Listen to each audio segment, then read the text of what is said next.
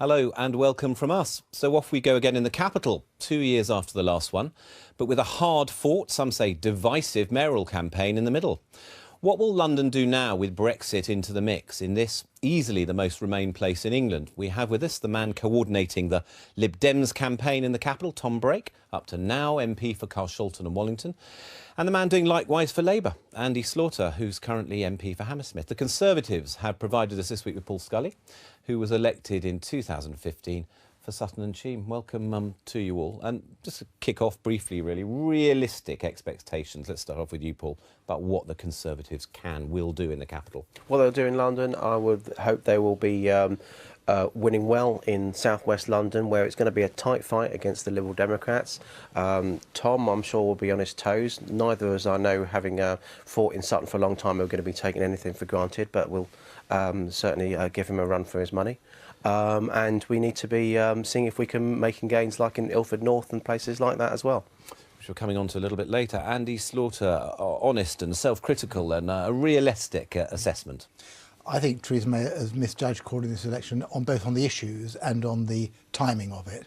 I think she's a nasty shock. If she expects people just to do what she's telling them, then the British public, I don't think, will like that. And your realistic expectations about your own party? In London, I think we will do extremely well. I think partly, as you say, because it's a Remain city and she's going for the hardest of hard Brexits, and partly because I think that the overall Tory message is a very backward-looking, very monochrome type of view, doesn't go down well at all. Tom Brake, an opening thought, one step at a time? Well, I think Paul Scully has correctly identified that South West London will be a battleground between the Tories and the Lib Dems. We've also heard that UKIP are swinging behind Kate Hoey in Vauxhall, so that makes an interesting prospect perhaps for the Democrats as well. Yeah. And perhaps the seat that Simon Hughes used to hold, which was a very strong Remain voting seat in the referendum, where people may feel but people feel let down by the Labour Party on the position they took. And we'll talk about him a little bit later, because I think he's launching officially today with a visit by the leader a little bit later on. Let's talk about that. Neil Coyle, the MP for that seat, is just as positive for Remain. So let's not start positive for Remain. We might discuss a little bit later how positive. We might discuss that about how positive he is about his own leader a little bit later. But let's move on. So we've heard some mention of target seats and party expectations, but let's get more detail on the current picture and where the most crucial battles could be fought with Raphael Sheridan. 2015, the last general election. Britain is in the EU, Boris Johnson is Mayor of London, David Cameron wins a Tory majority with the Lib Dems suffering electoral meltdown. In London, Labour bucked the national trend and performed well. 2017, and it's all changed. Britain's on its way out of the EU. Sadiq Khan is the capital's Labour mayor.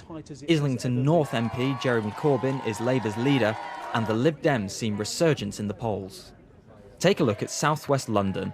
The Lib Dems launched their campaign here in Richmond Park, where they managed a 22% swing in a by-election victory last year. Southwark and Bermondsey and Hornsey and Wood Green also are hugely important, significant seats for us. You know, we're bound to look at places like Vauxhall and think with a heavily pro-Leave Labour MP and a very liberal constituency, every chance that we could do well in places like that. Their strong stance against Brexit is giving them a lot of ammunition against the Tories in the pro-EU constituencies they lost last time around. The Tories say they aren't worried. I don't know what's wrong with me, but I'm looking forward to this election. I think it's because we're full on talking to people. And I think that's what I remember 2015 when the polls stopped at 10 o'clock. The Labour Party has its strongholds in inner London, so their key battlegrounds are in outer London, where Jeremy Corbyn launched his campaign. We want a Labour MP that's going to stand up for the people of Croydon. The Labour Council in Croydon is building council housing. I want a Labour government that builds council housing. Labour holds seats across outer London, but with wafer-thin majorities. Even the tiniest of swings could mean the Tories once again dominate the suburbs. Outer London, lots of marginal constituencies where I think Labour MPs, which in constituencies which in the past would not have been seen as absolutely marginal, will be worrying. There was a local council by-election on Thursday in Harrow, which showed a 9% swing from Labour to the Conservatives. For many years, people have described London as a Labour city. Come June the 9th, will all of that have changed? Where do we start? Let's start where you were just before we went into that film. So you say in someone like Southwark that Neil Call is a Remainer, so that will somehow, I'm implying that will neutralise the impact of Simon Hughes. Surely people will look, if this is going to be a Brexit election, they will want the purest sense of rejection of it, and they will go for the Liberal Democrats, not Labour, in that sense. Well, people have a variety of views. Some people would like us to stay in the EU. I would like us to stay in the EU, or give the British people the chance of a second referendum to do that. Other people would say that, yes, we want we respect the result of the referendum, but we want to replicate those terms because those are good trading terms for the UK. So to say it's a black and white position, as Thomas said, I think is a bit ridiculous. I was simply correcting a mistake, which is that Neil Coyle, with me and many other Labour MPs, voted not to trigger Article 50. So I hope we're not going to see in this election campaign the misrepresentation. How much those individuals might have done, people will just see that for what it was. No, that you members had to say that and do that. You knew an election be coming sometime. I think that we've moved on in politics a lot, and I think we'll see some very different results in different parts of the country and different constituencies in this election than we did before. So it's very important, when I put out my literature, or Neil does or anybody else does, that they are very clear about what their line is. But it's absolutely right. Keir Starmer, our Brexit spokesman, has said, quoting David Davis, the Brexit cabinet minister, that we want to see the exact replication of the trading conditions. I would like to go further. I would like to see a second referendum or a vote in Parliament, because Theresa May is not giving the British people what they want. She's not giving them that choice. Tom Brake, southwest London, like the southwest of the country, everybody knows now. They'll know immediately that these are your targets. You look at someone like Tanya Mathias, the Conservative candidate there. You're saying, I'm not quite sure why. I'm going to enjoy this. But do you accept that there'll be a limited Liberal Democrat advance, can only be a limited advance because you're so far behind in so many seats? But even in someone like yours, and of course in Paul's seat, narrowly leave areas. You're not, it's a myth to think that Liberal Democrats were doing well just in Remain areas. Well, if you look at the results in council by-elections around the country, we've actually been doing very well in places that voted very strongly to leave, for instance, places like Sunderland and Rotherham. So I think it's hard to predict. Clearly, we have areas of strength, and South West London and the South West, indeed, are areas of strength. But we're not just going to make this election about Brexit. This is also going to be about critical issues such as the future of the NHS, the future of our local hospital sector. Yeah, some of those issues will come on to. Well, some of those issues will come on to. But how will you'll struggle, won't you? You'll struggle in your area where people definitely want to leave and are now looking for signals that there is a strong commitment to make that happen, to appreciate the result up and down the country. Well, but what I also think people want is they want to know that if Theresa May is re-elected as Prime Minister, there is a very large, very vocal body of people, members of Parliament, Liberal Democrat members of Parliament, who are willing to fight the Prime Minister to ensure that the hard Brexit that she wants to pursue, which I think will cause maximum damage to British jobs and British families, is not the one that she will end up delivering. And you can only secure that if there is a very large body of MPs who are willing to fight her in the way that I'm afraid the official Labour Party, Andy may have done it, but the official Labour Party was supine and frankly useless. Very briefly, can I bring Paul in? I can't let that go, because the reason the Liberals want to fight this on Brexit is because they were complicit in the destruction of our NHS and our education system when they were in coalition with the Tories. Fine, you can't airbrush 5 years popping up a right-wing Tory let's bring Paul in. You see Tanya Mathias there, fighting Twickenham, been an MP for just 2 years. Do you feel, and to make clear, you voted Leave as well, you're very much a Brexiteer. Do you feel at all sorry for people like Tanya Mathias, some of your Remain colleagues, who, do you agree, it looks like your party may be sacrificing with this early election? I agree with Tom that this isn't just going to be about Brexit. Brexit's clearly going to be the backdrop, though, that runs right the way through. So let's deal about the impact of that backdrop. Let's deal with that first. We'll deal with the other issues. What Tanya is going to be able to do, what I'm going to be able to do, and other Conservatives around, is compare the parties and actually look for what people want for the future. Because in the same way, the 52% that voted to leave looked at different things, so did the 48%. And you have the Labour Party that can't agree amongst them about their position. You've got the Liberal Democrats that are actually becoming increasingly shrill, and as you say, actually can have a limited amount of effect from the sidelines. Those people that did vote, though, they gave the Conservatives, your party, such success. You were a beneficiary of this in 2015 when you won. You took all those seats from the Liberal Democrats, forced them virtually off the map in London. A lot of these people in there always supported Remain, and a lot of those candidates were, the Conservatives who got in, were pro-Remain. These voters have found themselves with something they really don't want, and you have... But Tim, this isn't about re-rehearsing last year's referendum. You say that you don't want it to be, but it will be. Do you understand if it will be in those seats? If some people want to do that, but that was a by-election, and that's a protest. But do you understand it will be? Well, I'll start off by talking to you about Twickenham and say Kingston. Do you accept that voters may well make it a very hard time? There may be. Look, voters have got their choice. They've got to debate about the issues that they want to debate about. But I think what we've got to do, and we've got to explain to people that there is no point in actually just re-rehearsing last year's arguments.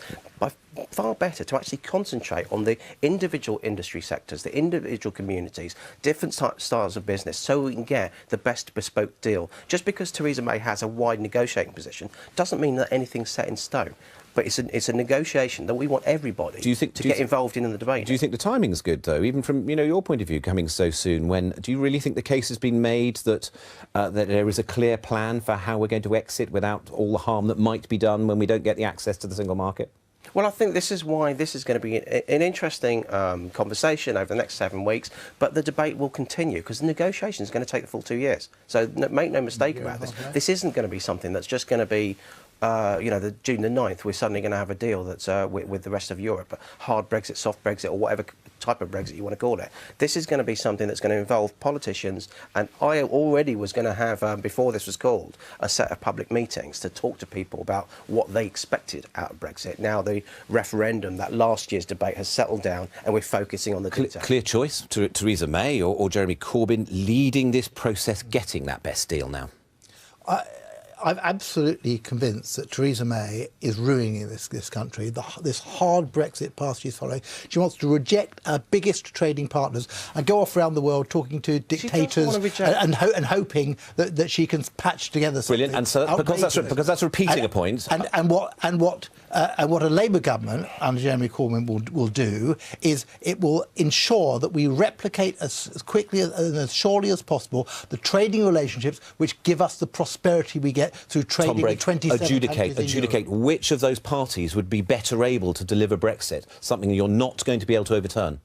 Well, I don't think either of them are very well placed to. That's why we want to see as many Liberal Democrats elected in Parliament as possible to ensure that the centre of gravity, which is very much on the hard Brexit end of Brexit, that is brought back to the centre where most people, whether they voted for Remain or indeed for Leave, actually thought the United Kingdom was going to be. In other words, within the single market, for instance. That is what people who voted in the EU referendum last year thought the Prime Minister was going to do. We're not going to leave the whole Brexit theme altogether, but, it might just get parked or underlie what we do now. We're just going to try and drill down a little bit deeper. How are the key issues as well as Brexit? Labour's recent divisions and leadership. Yes, it's policies too, and worries over public services. How is all that going to be viewed in potentially one of the tightest races, Ilford North? Andrew Cran's been taking a look.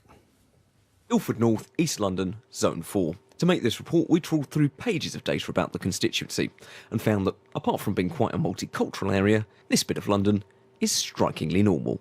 So, whether you're looking at how old people are, how much education they got, whether they're healthy, how many cars they own, if they own their own homes or not, Ilford North is uncannily near the national average on almost every single measure.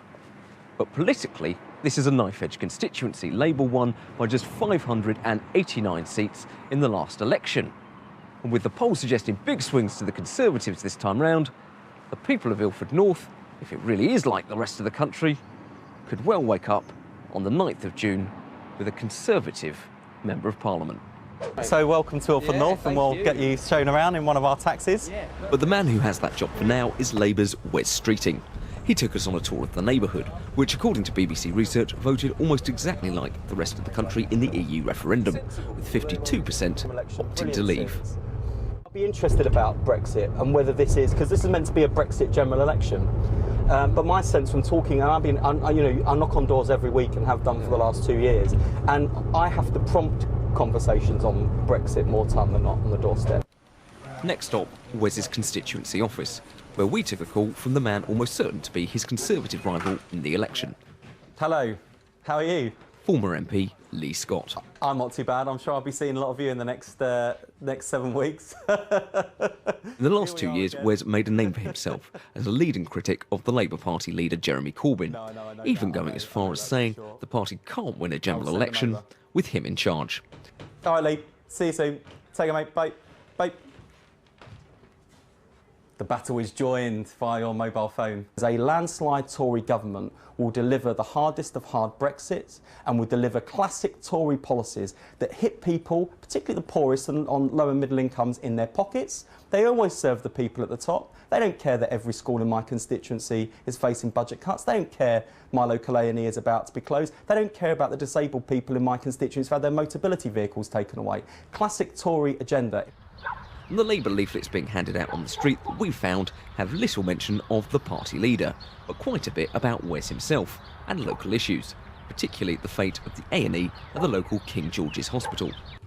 At the local Conservative Association, we showed them to the man at the other end of the phone call a minute ago, Lee Scott. Quite clearly, every election that I've ever stood in, as a Member of Parliament, as a councillor, every single time I hear from the Labour Party King George's is closing, there's going to be cuts there. Later on, I'll take you down to the A&E at King George's, it's still there. I'll take you down to the hospital, which is still functioning. So I don't believe scaremongering is going to help anyone. There are no plans that there would not be, at the very least, a 24-hour urgent treatment centre. I campaign to keep King George's A&E open and would do so again. So, if he's trying to make the local NHS a non-issue, what would Lee like this election to be about? There is a straight choice. Do we want a coalition chaos under Jeremy Corbyn, or do we want stability under Theresa May? That is the choice that people have. It is as simple as that. That's what this election's about. But in the end, it's voters and not politicians who decide how elections are won and lost. Jeremy Corbyn, we're not the best speaker, but he's got a good heart, a good soul. I've never voted Conservative in my life, to be honest with you, but I am going to this time. And what's made the difference? I think Theresa May has made the difference. I don't think I like the present Prime Minister. I'm not very happy with her. She's a hypocrite. Normally Labour, but I think Theresa May is probably the best thing that's happened for years. The Greens and Liberal Democrats are also standing in Ilford North. UKIP have told us they're looking for a candidate. But with just 46 days to go, in this part of London, everything is still to play for. Let's get on to the issue, or one of the issues for health in a moment. But can I just ask you very quickly about Wes Streeting, obviously one of the candidates there. We talked about Neil Coyle in Southwark as well, but two of them been very, very critical of the leadership. Do they deserve to win when they've been so critical of the leader in the past? Wes Streeting absolutely deserves to win. He's a fantastic MP, a fantastic campaigning. Not Neil Coyle, MP. then perhaps he doesn't deserve to win. And I think I've already made the case. You have, right? Neil. Okay. I mean, but even though they haven't, but they are. When they've been so critical over the last few months and years, I mean. And if they are not rallying fully behind the leadership now, do they deserve to win under? I think you know the answer to those questions because you know these people as well, and you know that they are absolutely committed to their constituencies and their constituents. And you heard Wes making the points. That could have been me speaking about schools cuts in my constituency, about threats to my local hospital, and it's a bit of a cheek for the Tory candidate there to say that. The only reason these A&E closures have been delayed, and they've been delayed, as in the case of Charing Cross in my constituency, not withdrawn, is because there's such a crisis in the health service, so much demand, so many people waiting so long in trolleys and in A&E that they have not been able to close them this year. But make no mistake, they intend to do that. Well, you know that people. Well, yeah, you predict my next question. Scaremongering, it hasn't happened. It's not. No, it hasn't happened because the NHS is in crisis because the Tories haven't funded it and demand is going up. But so any sensible government, and this is my real beef with Theresa May's government, any sensible government would look again, wouldn't be ideological about it, will say, look, that's not going to work, our plan for closing A&Es. In fact, they are saying they will go ahead with them, and every single school in my constituency will lose up to 25% of its budget. This is the government we're dealing with. Let's talk about specific hospitals, St Helier, between you two. So you both campaigned, you both say you want to keep it open, but Paul Scully, Andrew Slaughter here saying it won't stay open. The thing is with St Helier is we've heard quarter of a century of people saying that they want to save St Helier, it's going to close, with no sort of viewpoint of how to actually take this off the table.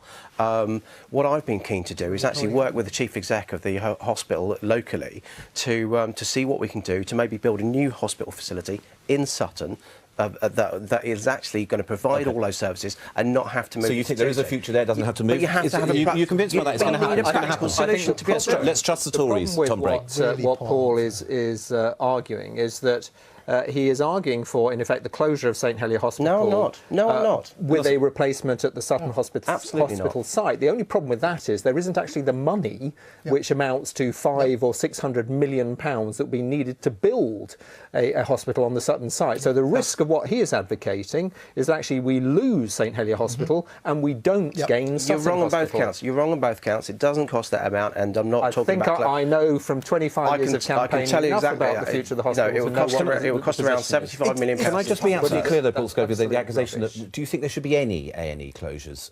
Should there be any reforms across one of the last review was actually consultant-led, and one of the big things is because everyone's been talking about St Helier. Actually, if you were a junior doctor just about to qualify, why would you want to go to St Helier when everyone's saying it's going to close down? You want to go to St George's. You want to go to the places where the action is according to the political waves, and so it's a self-perpetuating cycle, really. Can I just say that people would want to go, doctors would want to go to St Helier Hospital because it's one of the highest performing in London, it is, and achieves the best results within the A&E. It's a shame that too many politicians Can I just, in the time we've got left, and it's not very long, can I just pick up on some of the themes that we've seen earlier on in the main part of the programme?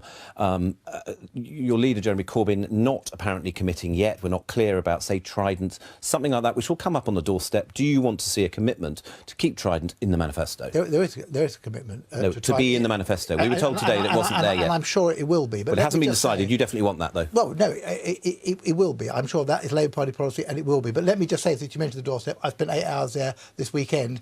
The health service and hospital closures came up, school cuts came up, the housing crisis and homelessness up by 130% came up. I'm afraid those other issues... Very neat swerve. And then it's all about bins. Can I just check with you? Would you like to see, do you agree that the lock now on taxation, we should be prepared to look at national insurance, income tax, VAT, to see if those rises is necessary? I think the Chancellor can talk about flexibility, and I think that's important. I did speak out against to the Treasury about the national insurance changes at the last budget, because I've run businesses for 25 years, and I don't want to be sending the wrong signal to people that are actually taking risks and creating jobs as a result. But in terms of flexibility for the Chancellor, I think we'll see what happens in the manifesto. Can I just make the point, in the 2 days or 3 days we've been on this campaign, a number of people have already said to me about the Liberal Democrats, even if they were coming back in South West or wherever, tuition fees. They still can't let that go. People who've children going through. What are you going to do about that? Well, I've been campaigning a lot, as you'd expect, in the last few days. And you're going to say no one's bringing it up? No one has mentioned tuition fees. I'm bringing up all the wrong issues today. Then please allow me to remind them. How many have raised bins? The Prime Minister has chosen to make this general election about Brexit. That is what we're going to fight it on, but we're also going to fight it on issues like the future of the NHS. Run out of time. Andrew, local issues. back to you.